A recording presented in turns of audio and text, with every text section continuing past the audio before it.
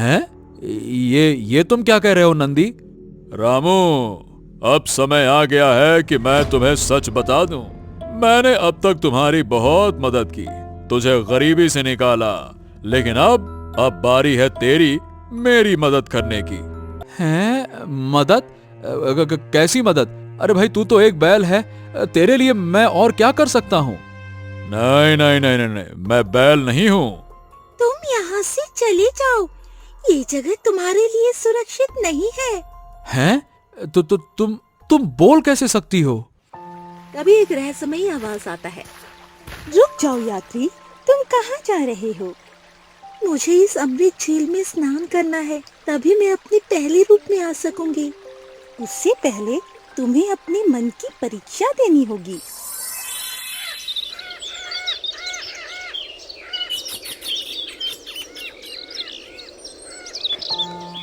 गांव का लकड़हारा रामू अपनी माँ कमला के साथ रहता था, लेकिन लोग उसे मनहूस और बदकिस्मत समझते थे। एक दिन रामू पास से लकड़ियों को लेकर गुजर रहा था। अरे राम राम राम राम राम राम। अरे मनोज, आज सुबह सुबह इस मनहूस का चेहरा देख लिया, अब तो पूरा दिन खराब जाएगा। हाँ भाई, हमारे पूरे गांव में इसके जैसा कोई नहीं।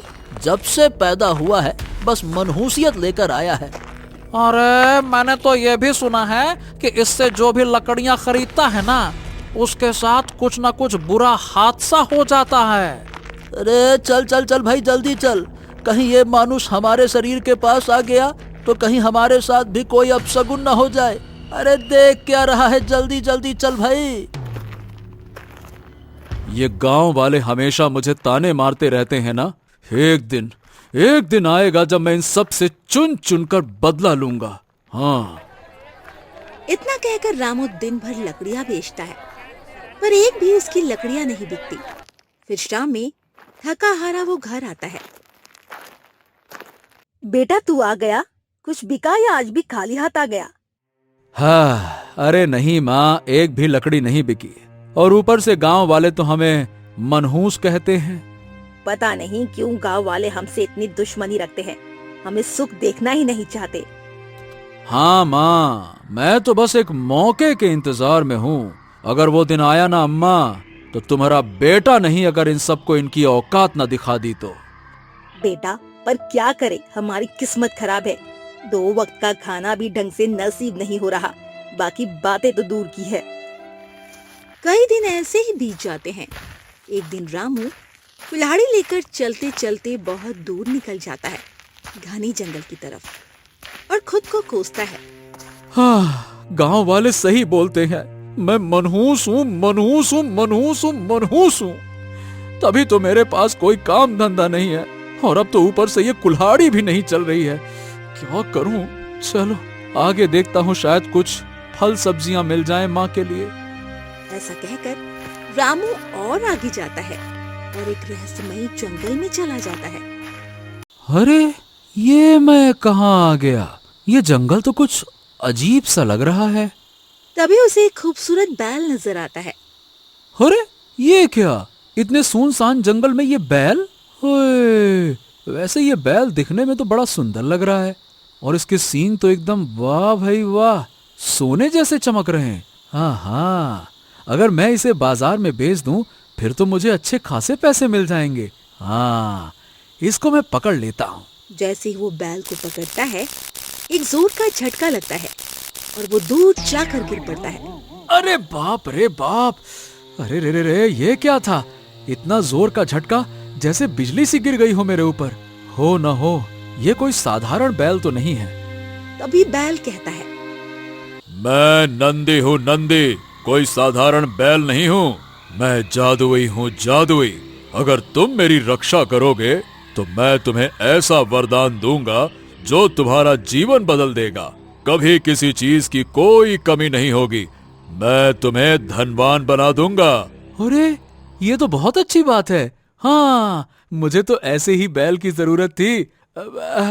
ठीक है, मुझे धन की बहुत जरूरत है। अगर तुम मेरी रक्षा करोगे तो तुम्हें धन भी मिलेगा, लेकिन बदले में तुम्हारे गांव वालों को इसकी कीमत चुकानी होगी। हाँ हाँ ठीक है, तो मुझे क्या दिक्कत है, मुझे तो बस धन चाहिए, धन। हाँ। रामू नंदी को घर ले आता है। बेटा, ये क्या, बैल कहाँ से ले आया? ये दिखने में तो बहुत अजीब सा लग रहा है। अरे माँ, चुप हो जाओ। किसी को पता नहीं चलना चाहिए कि हमने इसे छिपा रखा है, क्योंकि ये कोई साधारण बैल नहीं है। और हाँ, इसका नाम है नंदी। क्या सच में बेटा? हाँ माँ, अरे अब हम पूरे गांव में सबसे अमीर बन जाएंगे। वो बैल को घर के एक कोने में बांध देता है। अगली सुबह, अरे ये क्या, मेरी तो घुटनों की तकलीफ बिल्कुल गायब हो गई। सीने का दर्द भी चला गया, जैसे मैं फिर से 18 साल की जवान लड़की हो गई हूँ। अरे माँ, ये तो कमाल हो गया। लगता है ये चमत्कार नंदी ने किया है। हाँ, मैंने ही तुम्हारे सारे दुख और तकलीफें दूर की हैं, लेकिन इसके बदले तुम्हारे गांव को कीमत चुकानी होगी। तभी गांव में हल्ला मचता है। अरे सुनो भाई सुनो, महेश जो कि कुश्ती लड़ता था, इतना हट्टा कट्टा था, वो अचानक से मर गया। अरे क्या बोलते हो भाई, मैं तो कल ही उससे मिला था, वो बिल्कुल ठीक था, फिर अचानक से ऐसे कैसे मर गया वो? अरे पता नहीं कैसे मर गया, लेकिन यह कोई साधारण बात नहीं है भाई। रामू ये सुनकर मन में सोचता है। लगता है कि ये उसी नंदी की वजह से हुआ है। इधर उसने मेरी माँ को ठीक किया और उधर गांव का एक आदमी टपक गया। यानी कि जितना मुझे वरदान मिलेगा उतना ही एक गांव वाला मरेगा। अरे लेकिन मुझे इससे क्या, मैं तो फायदे में रहूंगा ना, और फिर इन गांव वालों से मेरा बदला भी तो पूरा हो जाएगा। फिर जैसे ही शाम होता है, तभी रामू फिर नंदी से कहता है। हाँ तो नंदी, देखो भाई, मुझे चाहिए ढेर सारा धन, जिससे कि मैं अच्छा घर बना सकूं और मुझे कभी धन की कमी ना हो। ठीक है, तो तुम्हें धन मिलेगा। फिर कुछ ही देर में रामू के घर में ढेर सारा धन आ जाता है, जिसे देखकर रामू की आंखें खुशी से चमक उठती है। अरे वाह वाह वाह वाह वाह वाह। अब तो मैं अमीर बन गया। हाँ, अब हमारे पास कभी किसी चीज की कमी नहीं रहेगी। हाँ बेटा, लगता है हमारा भाग्य चमक गया है, लेकिन ध्यान रखना, किसी को भी ये पता नहीं चलना चाहिए कि हमारे पास इतना धन है। तुम किसी से कुछ मत कहना। हाँ माँ, और हम किसी को नहीं बताएंगे। हाँ।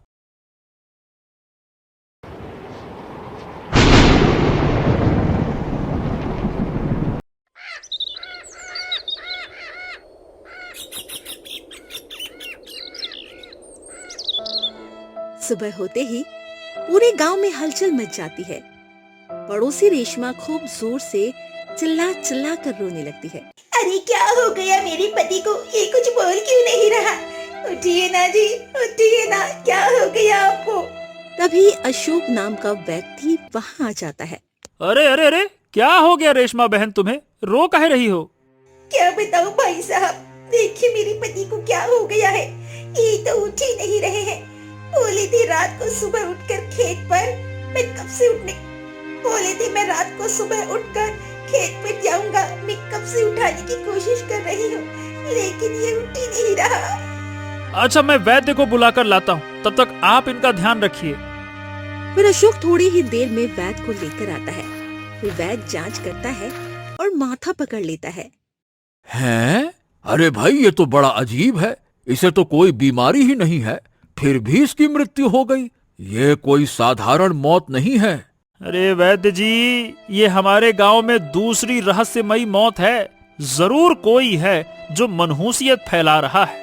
अरे भाई, मैं तो कहता हूँ कि हमें जल्द से जल्द पता लगाना होगा, वरना ऐसे तो हमारे कई लोग मारे जाएंगे भाई। दिन बीतते जाते हैं। अब तो अपन की किस्मत बदल गई। नंदी हर बार जादू करता है और मेरे घर में सोना चांदी रुपया सब आ जाता है।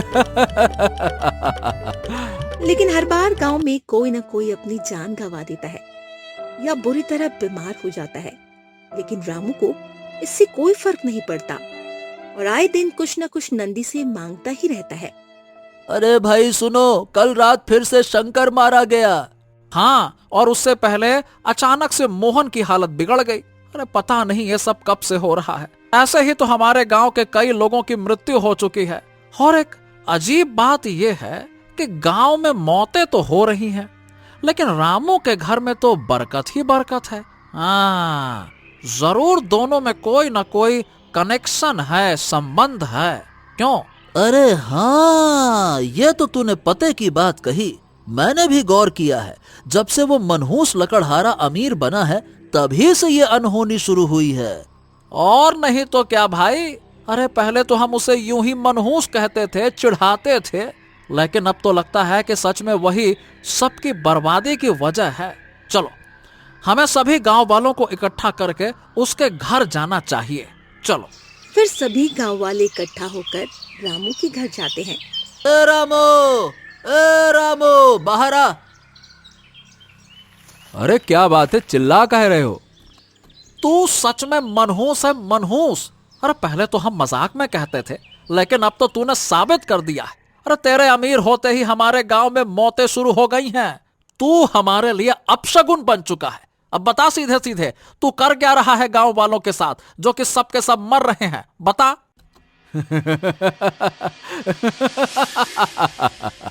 अरे चुप हो जाओ, क्यों फालतू में बकवास कर रहे हो? अच्छा, तुम लोग पहले कहते थे कि मैं गरीब हूं, मनहूस हूं, और अब मैं अमीर हो गया, तो जल रही है ना तुम लोगों की? सही सही बताओ, जल रही है ना? जल रही है ना? अरे तुम सालों मेरी अमीरी देख नहीं पा रहे हो, इसीलिए बकवास कर रहे हो, है ना? अरे जलन नहीं है हमें तेरी अमीरी से, पर तेरी वजह से हमारे लोग मर रहे हैं। अरे तो तुम्हारे लोग मर रहे हैं तो मैं क्या करूं? मुझे तो कोई तकलीफ नहीं है, मेरा घर खुशहाल है और मेरे लिए यही काफी है, और क्या? हाँ, तो तुझे हमारे दुख दर्द की कोई परवाह नहीं है? नहीं, मुझे किसी की परवाह नहीं है। और मेरी एक बात और सुनो, अब मैं वही सुनूंगा और वही करूंगा जिससे मेरा फायदा होगा। अरे देख क्या रहे हो, निकलो यहां से, जाओ। सभी गांव वाले मायूस होकर वहां से चले जाते हैं। ऐसे ही दिन बीतता है। फिर एक दिन आधी रात को रामू देखता है कि नंदी चुपके से कहीं जा रहा था। अरे ये नंदी कहाँ जा रहा है? जरूर ये मुझसे पीछा छुड़ा रहा है। नहीं नहीं नहीं नहीं नहीं, मुझे इसे जाने नहीं देना है, मुझे इसका पीछा करना चाहिए। इतना कहकर रामू भी नंदी के पीछे पीछे चलने लगा। थोड़ी दूर जाकर नंदी अचानक रुक जाता है और अपने आगे वाले पैर से जमीन खोदने लगता है। अरे नंदी, ये क्या कर रहे हो तुम? मिट्टी क्यों खोद रहे हो? रामू, इस जगह की खुदाई करो, यहाँ तुम्हें एक बक्सा मिलेगा। बक्सा? और अगर उसमें खजाना निकला तो फिर तो मजा ही आ जाएगा। हाँ। रामू मिट्टी खोदने लगता है। कुछ देर बाद उसे एक पुराना लोहे का बक्सा मिलता है। अरे इसमें क्या है नंदी? इसमें मेरे पहले मालिक की अस्थियां हैं। उसने मुझसे धन तो लिया, लेकिन जब मेरी मदद करने की बारी आई तो वो परीक्षा पास नहीं कर पाया और मारा गया। हैं? ये तुम क्या कह रहे हो नंदी? रामू, अब समय आ गया है कि मैं तुम्हें सच बता दूं। मैंने अब तक तुम्हारी बहुत मदद की, तुझे गरीबी से निकाला, लेकिन अब बारी है तेरी मेरी मदद करने की। हैं? मदद? कैसी मदद? अरे भाई, तू तो एक बैल है, तेरे लिए मैं और क्या कर सकता हूँ? नहीं नहीं नहीं नहीं नहीं, मैं बैल नहीं हूँ रामू, मैं एक श्रापग्रस्त आत्मा हूँ और इस श्राप से मुझे केवल तू ही मुक्त कर सकता है। श्रापग्रस्त आत्मा? ये सब कैसे हुआ? मैं पहले शौर्य प्रताप सिंह नाम का एक राजकुमार था, मगर अपने अहंकार में मैंने एक साधु बाबा का अपमान किया, उन्हें अधमरा करके जंगल में छोड़ दिया। बस फिर उस साधु बाबा ने मुझे श्राप दिया कि मैं बैल बनकर इस धरती पर भटकता रहूंगा, जब तक कोई अपनी जान की बलि देकर मुझे मुक्त ना करे। हो, और अगर कोई तेरी मदद ना करे तो? तो उसका अंजाम भी वैसा ही होगा जैसे मेरे पहले वाले मालिक का हुआ। उसने मुझसे सोना धन सब तो ले लिया, पर मुझे मुक्त करने की कोशिश नहीं की और मेरे श्राप ने उसकी जान ले ली। देखो, अस्थियां तुम्हारे सामने हैं। मतलब तू चाहता है कि मैं अपनी जान दे दूं? तुझे एक विकल्प है रामू, या तो तू अपनी बलि दे दे या अपनी माँ कमला की। किसी एक का जीवन देकर ही मैं इस श्राप से मुक्त हो सकता हूँ। अरे मुझे माफ कर दो, मैं लालच में अंधा हो गया। मुझे जाने दो। मैं फिर से एक इंसान बन जाऊंगा नंदी। मेरे साथ ऐसा मत करो। रामू, जब मैंने तुझे वरदान दिया था तब मैंने ये भी बताया था कि ये अभिशाप भी हो सकता है। अब तू लालच में आ गया है और अब तुझे ऐसा करना ही पड़ेगा।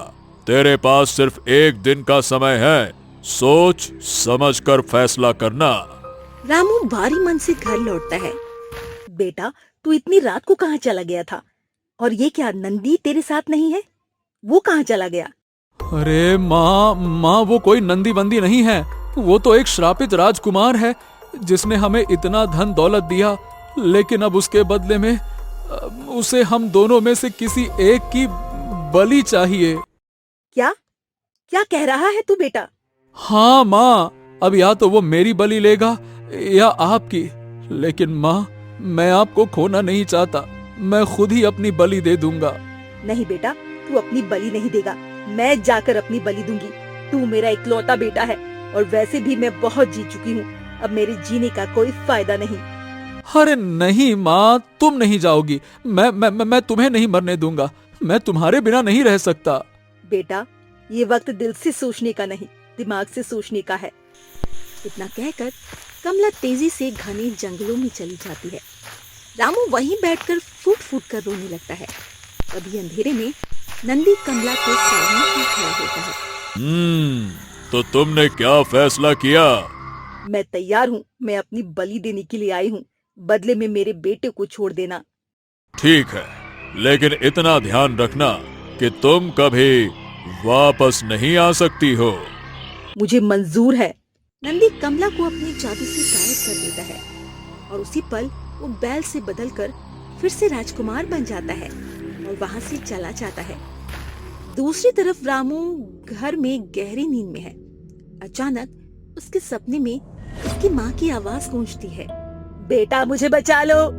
बेटा, मैं अंधेरी दुनिया में हूँ, अकेली हूँ। बेटा, मेरी रक्षा करो। ये क्या? माँ मेरे सपने में आई, मतलब कि माँ जिंदा है। मुझे उन्हें बचाना होगा। कहीं ना कहीं कोई तो रास्ता होगा। उसका पता मुझे नंदी ही बता सकता है। हाँ। रामू घने जंगलों में माँ को ढूंढने निकल पड़ता है। कई जगह खोजता है, लेकिन नंदी कहीं दिखाई नहीं देता। ओहो, अब मैं क्या करूं? नंदी तो कहीं दिखाई ही नहीं दे रहा। मैं अपनी माँ को कैसे बचाऊं? कुछ भी करके मुझे माँ को बचाना होगा। अचानक रामू के दिमाग में एक विचार आता है। हाँ, वो राजकुमार था। शायद राजमहल में मिल सकता है। मुझे राजमहल जाना चाहिए। इतना सोचकर रामू तेज कदमों से राजमहल की तरफ निकल पड़ता है। आओ आओ आओ रामू, मैं कब से तुम्हारा ही इंतजार कर रहा था। कैसे आए तुम मुझसे मिलने, बताओ। राजकुमार, कृपा कर दीजिए मुझ पर। मुझे अपनी माँ को बचाना है। वो तड़प रही हैं किसी अंधेरी दुनिया में और मुझसे मदद मांग रही हैं। मुझ पर तरस खाइए। मुझे एक मौका तो दीजिए अपनी माँ को वापस लाने का।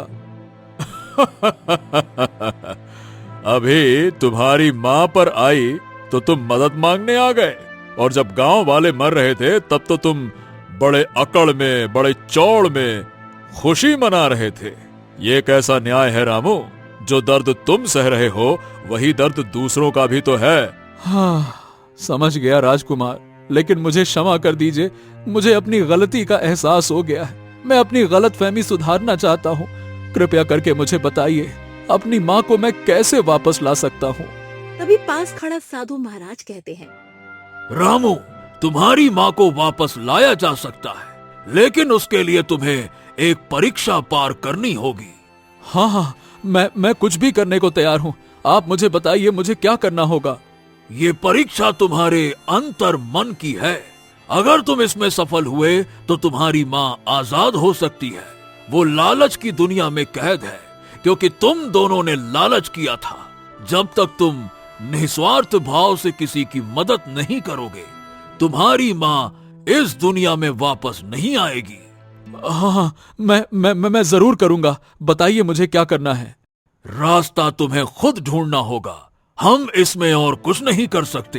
फिर रामू महल से बाहर निकलता है और थका हारा और बेचैन होता है। हाँ, ये सवाल कि मैं क्या करूं, मैं अपनी माँ को कैसे बचाऊं, क्या करूं। हाँ। दिन भर रामू भटकता है। अचानक शाम हो जाती है। रामू एक पेड़ के नीचे सो जाता है। वहीं उसे फिर वही सपना आता है। बेटा बचाओ, बेटा मुझे यहाँ सब मार रहे हैं, मेरी बलि मांग रहे हैं, मुझे बचाओ बेटा।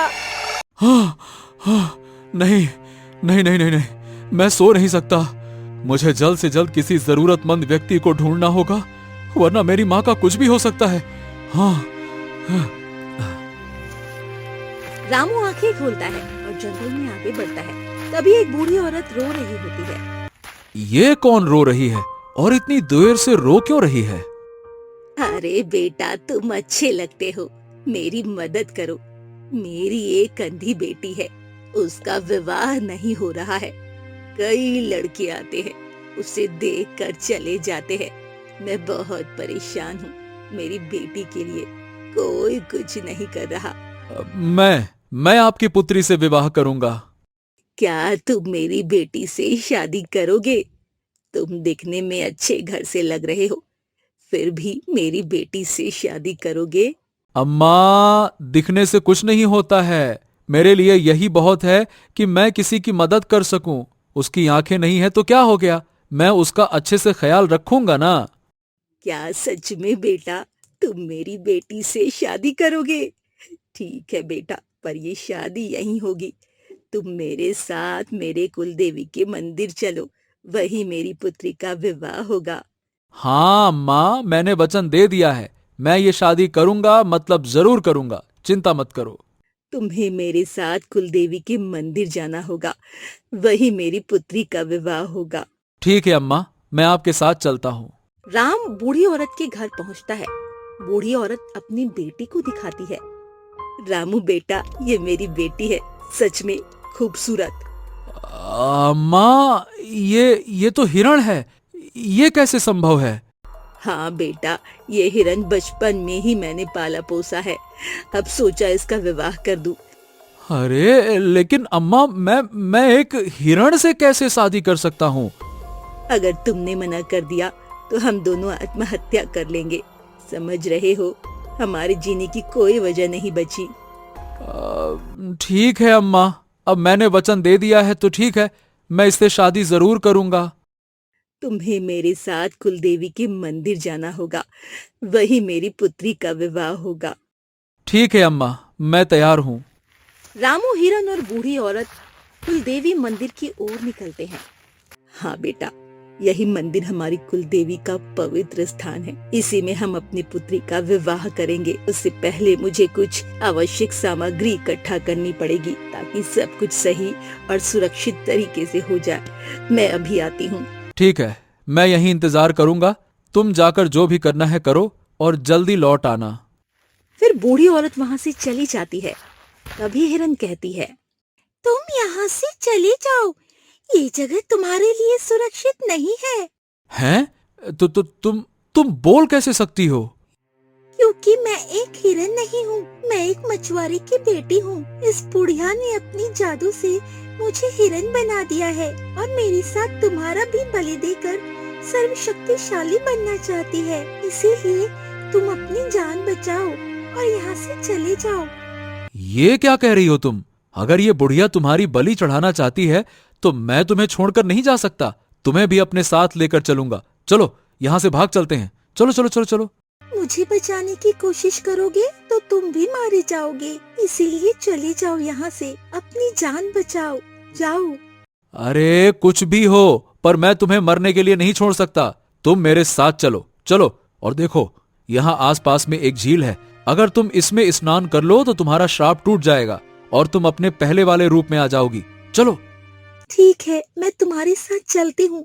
हाँ हाँ ठीक है, मैं तुम्हारे साथ हूँ, मैं तुम्हारे हर कदम पर साथ खड़ा रहूंगा। चलो। फिर दोनों वहाँ से निकल पड़ते हैं। थोड़ी देर बाद झील पर पहुँचते हैं। तभी एक रहस्यमयी आवाज आता है, रुक जाओ यात्री, तुम कहाँ जा रहे हो? मुझे इस अमृत झील में स्नान करना है, तभी मैं अपने पहले रूप में आ सकूंगी। उससे पहले तुम्हें अपने मन की परीक्षा देनी होगी। क्या तुम तैयार हो सत्य और बुद्धि से उत्तर देने के लिए? हाँ, मैं पूरी तरह से तैयार हूं परीक्षा देने के लिए। मैं अपनी पूरी बुद्धि, हृदय और आत्मा से उत्तर दूंगा, जो सही और न्यायपूर्ण होगा। बताओ, सत्य और निस्वार्थ में कौन सबसे बड़ा? जो अपने लिए कुछ ना चाहे पर दूसरों के लिए सब कुछ करे, वही सबसे शक्तिशाली है। बताओ, इसे कौन जान सकता है? इसका उत्तर वही होगा जो अपने लालच और स्वार्थ को त्याग कर दूसरों के लिए जीता है, जो बिना किसी स्वार्थ के केवल दूसरों की भलाई और सुरक्षा के लिए कार्य करता है। वही असली शक्तिमान और महान है, वही सबसे बड़ा है। बिल्कुल सही उत्तर। रामू, तुमने पूरी निष्ठा, प्रेम और त्याग से उत्तर दिया। अब तुम्हारी परीक्षा सफल रही और तुम्हारा हृदय शुद्ध है। हिरन झील में स्नान करती है और एक लड़की के रूप में बदल जाती है। तुम्हारी मदद और त्याग ने मेरा शाप तोड़ दिया। मैं अब फिर से सुंदर, स्वतंत्र और अपने वास्तविक रूप में आ गई हूँ। तुमने मेरी मदद की और आज मेरी मुक्ति हुई, नहीं तो मेरी बलि ही चढ़ जाती और मैं हमेशा के लिए शापित रह जाती। हाँ, चलो, मैं खुश हूं कि मैंने तुम्हारी मदद की। यही तो मेरा धर्म है और यही मेरी असली जिम्मेदारी थी, और इस पर मैं गर्व महसूस करता हूँ। चलो, मैं तुम्हें गांव तक छोड़ देता हूँ, फिर तुम अपने घर चली जाना और सुरक्षित रहना। चलो। तो दोनों गांव की तरफ आते हैं। लड़की अपने घर की तरफ चली जाती है और रामू उदास होकर अपने घर आता है। बेटा कहाँ रह गया था? मैं कब से तुम्हारा इंतजार कर रही थी। मेरा तो दिल ही बेचैन था। हाँ, माँ आप ठीक है? अरे, मैं सच में बड़ा राहत महसूस कर रहा हूँ। आपकी मुस्कान देखकर मेरे सारे डर और चिंता दूर हो गए माँ। हाँ बेटा, मैं पूरी तरह ठीक हूँ और तुम्हारे साहस और निस्वार्थ प्रयासों से मैं सुरक्षित और स्वस्थ भी हूँ। माँ, मेरी मदद और निस्वार्थ प्रयास से आप लालच की दुनिया से वापस आ गई और अब तुम्हारा जीवन सुरक्षित है। साधु महाराज, आपका बहुत बहुत धन्यवाद। आपकी शिक्षाओं और मार्गदर्शन से ही मैं सही निर्णय कर पाया। मैं अब जिंदगी में कान पकड़ता हूँ, कभी लालच नहीं करूंगा, कभी नहीं। बेटा, हमारे पास इतना धन है, इसका हम क्या करें? माँ, अब ये सारी दौलत हम गरीबों में बांट देंगे, जिससे कि ये सब अपनी जिंदगी अच्छे से जी सकें और कोई भूखा या मजबूर ना रहे। हाँ बेटा, तुम बिल्कुल ठीक कह रहे हो। हमें सबकी मदद करनी चाहिए और यही असली इंसानियत और धर्म है। रामू और कमला ने सभी गरीबों में धन बांट दिया और गांव में खुशी खुशी रहने लगे। सबका जीवन बेहतर और सुरक्षित हो गया। प्रिय दर्शकों, अगर आपको ये कहानी अच्छी लगी हो तो वीडियो को लाइक करके कमेंट में हमें जरूर बताइए कि कहानी कैसी लगी, और ऐसे ही मनोरंजक कहानियों का आनंद लेने के लिए हमारे चैनल टूनी वर्ड्स को सब्सक्राइब करें।